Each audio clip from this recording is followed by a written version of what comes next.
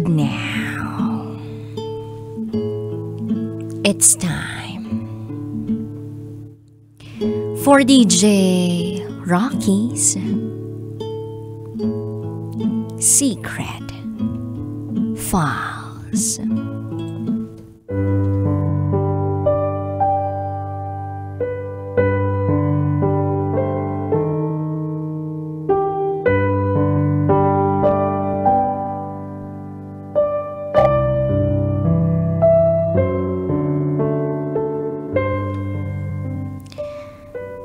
Konting panahon lang naman ang hinihingi ko. Pero di niya ako inantay.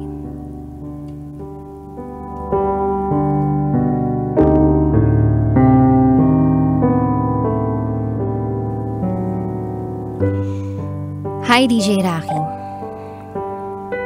Every time na umuwi ako from work, nakikinig ako sa programa mo. Nakasanayan ko na makinig sa kotse. And it's been a while since I thought of writing and sharing my own secret file on your program. At eto na nga, nagawa ko rin. Itago mo ko sa pangalang Sing. At ito, ang aking secret file.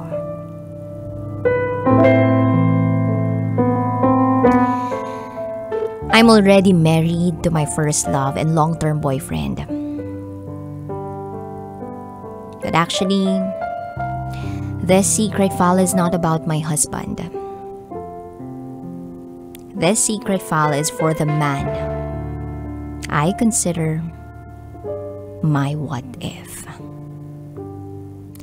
Itago natin siya sa pangalang Neil. Si Neil ay isang fast food chain manager. At ako naman ay isang teller ng isang malaking bank dito sa Pilipinas. I was heartbroken with my first love when I met him. Nagkakilala kami dahil sa kaibigan kong bading na si Doc.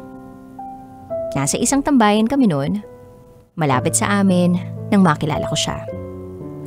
I was with my friends, and he was with his friends, as well as nasa tambayan nga kami lahat. Yung friend ko na si Doc, nakita niya yung close friend niya na si Ray, na timing naman barkada ni Neil. Nagka-hi-hellohan kaming lahat. Doc introduced us to Ray's friends, and Ray introduced his friends to us. Since open naman yung area, Doc suggested na mag-isang table na lang kami para masaya. At doon ko siya nakilala. However, hindi ako nagka-interes kilalanin nung una sa isa sa kanila. Wala ako sa mood mag-enjoy at makipagkilala because I was in pain. Naalala ko pa na mugto ang mga mata ko that time. And I was just sitting next to Doc quietly, na parang wala sa sarili. Nung nagkakulitan na, kwentuhan at jamming, may live band kasi na nandoon. Di ko namamalayan na napagtitripan na pala kami ni Doc. Umaalerto na ang pagka-matchmaker ng bakla. Bigla na lang kaming pinagtripan ni Ray at Doc. Chismis kasi ni Ray kay Doc na broken-hearted din pala si Neil. Kahihiwalay lang sa long-term girlfriend. Hindi na raw bago yun kina Neil kasi hiwalayan at balikan din ang peg nila. Parang kami lang ng first love ko. Ay. So we were teased and paired to each other na pala. Pero dinedma ko. I was so busy at my phone hanggang sa bigla na lang tumulo ang mga luha ko dahil sa chat na nababasa ko sa phone ko. It was from my boyfriend, my first love. DJ Rocky, gusto ko lang klaruhin. Heartbroken ako. Not because my third party, but because of our differences. Hindi nagkakatugma ang priorities namin. And I feel undervalued. Yun. Anyway, natapos yung gabing yun na hindi ko na-enjoy. I am not that insensitive. Alam kong sinusulyapan ako ni Neil. Kaya lang wala lang talaga akong pakialam that night eh. Di ko nga alam kung ano na nangyari after eh.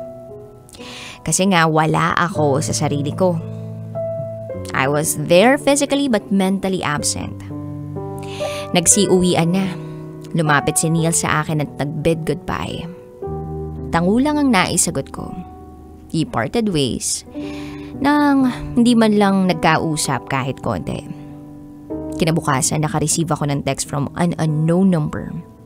Ang sabi sa text, "Hi."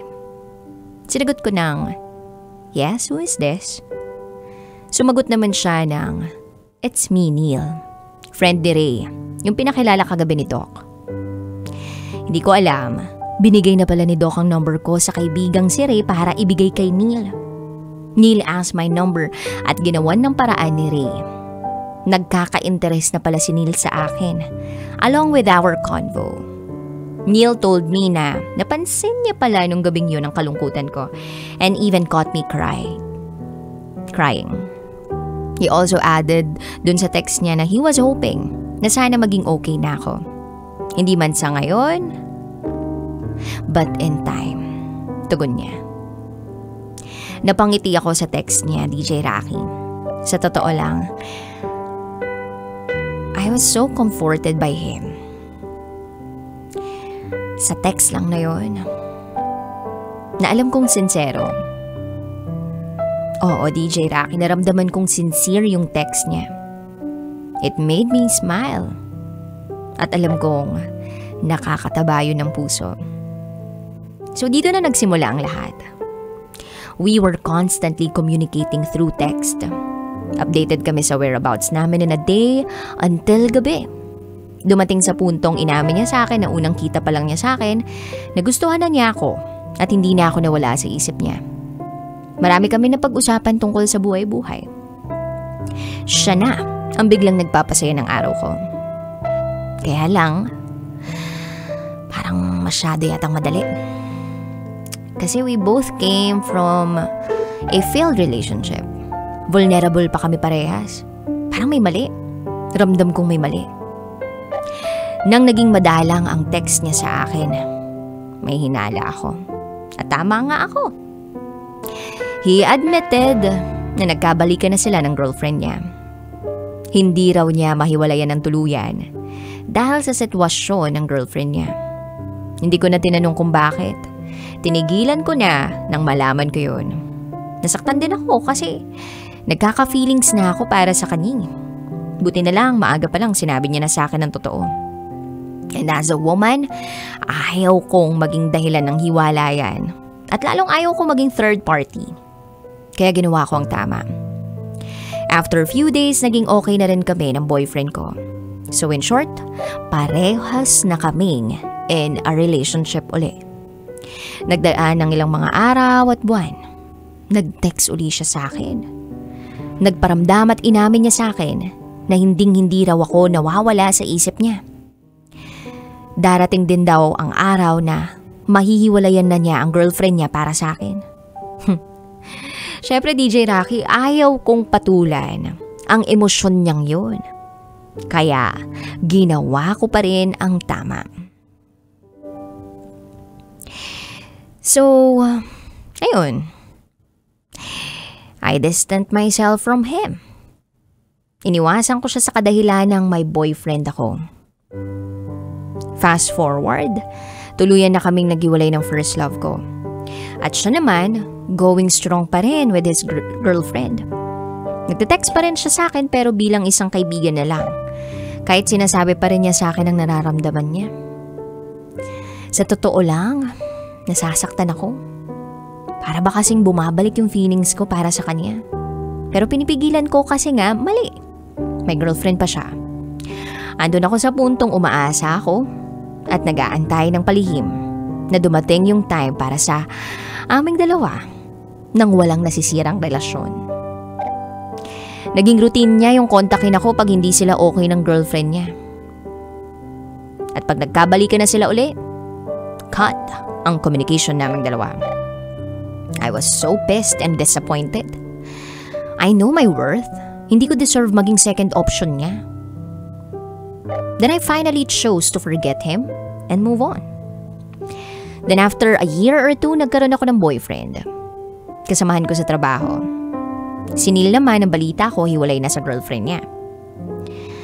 He tried to communicate with me pero that time, nagugustuhan ko na nun si Ed. From head office siya sa company namin.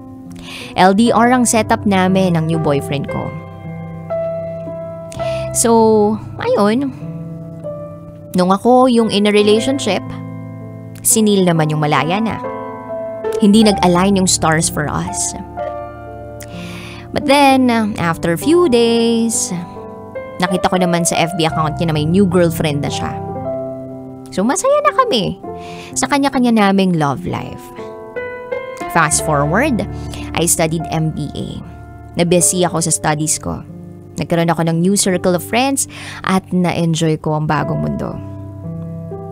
Si Neil naman, nabalitaan kong nahiwalay na sa girlfriend niya. That time, nagkakalubuan kami ng boyfriend ko. I was so preoccupied with my master's degree and work. Pinagsabay ko kasi. And then, sadly, nag-end yung relationship namin ng boyfriend ko na si Ed. Tinapos na namin ang relasyon namin dahil hindi na kami nagkakaintindihan. I enjoyed my MBA days until Neil messaged me out of the blue in Messenger. Kinumusta niya ako. I answered him politely. Hanggang sa nagme-message na siya sa akin. That time, we were both single. O diba? Sa tinagal-tagal ng panahon, finally, nagtagpo rin kaming dalawa na pareho kaming malaya. Then one day, may dumating na bouquet of flowers and chocolates sa office ko. I thought it was from my ex. Nagulat na lang ako sa nabasa kong card galing doon sa mismong sender. It was from Neil. Unexpected kasi hindi naman siya nanliligaw sa akin. So I called him. I asked him kung bakit niya ako pinagbigyan ng kung ano-anong gifts. Sagot lang niya, he just wanna make me smile. Sa totoo lang, DJ Rocky, kinilig ako. And I thought, maybe this is our time, our chance. Nanligaw nga siya. Pinapadala niya ako ng bulaklak kahit walang okasyon. Magkausap kami palagi. Nasa abroad siya noon, kaya chat and video call lang kami magkausap. Dumating ang ilang buwan, graduating na ako sa MBA. I was so busy. At hindi ko siguro masyadong nabibigyan ng time si Neil. Though I told him na magantay lang ng onti at matatapos ko na rin ang master's degree ko. Well, ang ugali ko kasi, ayoko nagpapaistorbo. Well, ayoko rin madaliin yung sabi ni Neil, baka kasi akong maubos. Kaya nakiusap ako sa kanya na antayin ako. Focus muna ako. And as soon as okay na ako, ibibigay ko ang gusto niyang sagot. Nasa plano ko na ang sagutin siya kasi if sasagutin ko siya ngayon, mahati oras ko because I have to comply my responsibility as a girlfriend. Kaya lang, at the same time, comprehensive preparation ko sa MBA at work. Meaning, need ko to meet halfway, magkaibang mundo eh. But then he agreed. Sabi niya willing to wait daw siya. Kaya lang, parang nawawalan na rin siya ng oras para sa akin. Hindi nagkakatugma ang schedule namin. Hanggang ngayon nga, hindi ko pa rin nasusolve kung sino ang mystery girl na nagte-text na lang bigla sa akin. I told Neil about this girl, pero siya walang idea. Merong babaeng nanggugulo sa nananahimik naming buhay. So dumating ako sa punto na I-question myself if tama ba na magtiwala uli sa kanya. And alam kong mahal na mahal ko siya, pero parang lumalayo siya sa akin. So, I graduated my master's degree. Nagkalubuan kami. At kailanman hindi naging kami. Iniyak ko ng sobrang sakit. I finished my master's degree na wala siya sa buhay ko. Hindi niya ako naantay. Konting panahon lang naman yung hinihingi ko. Hindi niya ako naantay. And I discovered na nagkaroon na siya ng girlfriend. I waited and longed for him for the past years. Nakiusap lang ako na antayin niya lang ako hanggang sa matapos ko yung MBA ko, tas ganon. Ilang buwan lang naman yon. Ang unfair.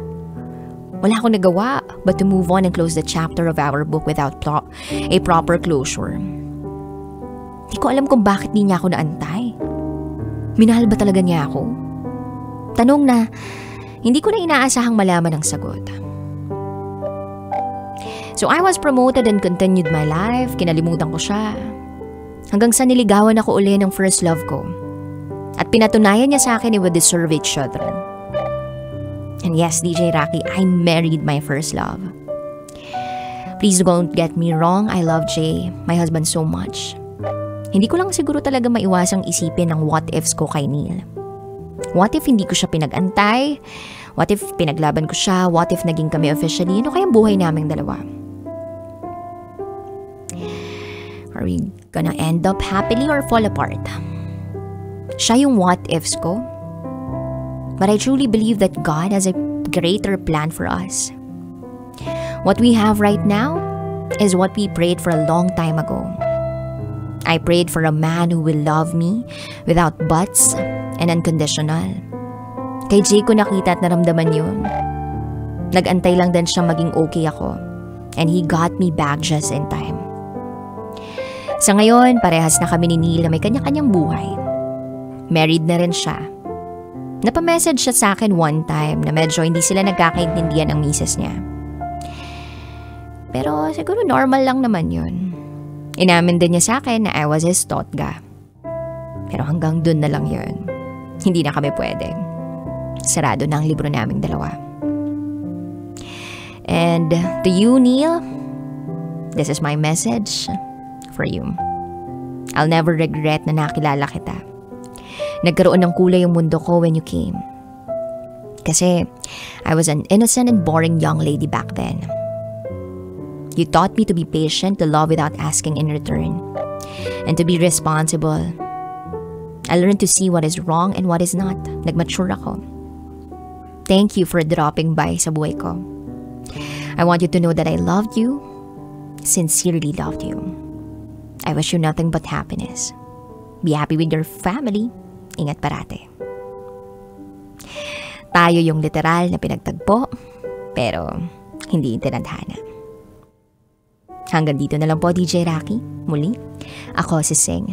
At ito, ang aking secret file.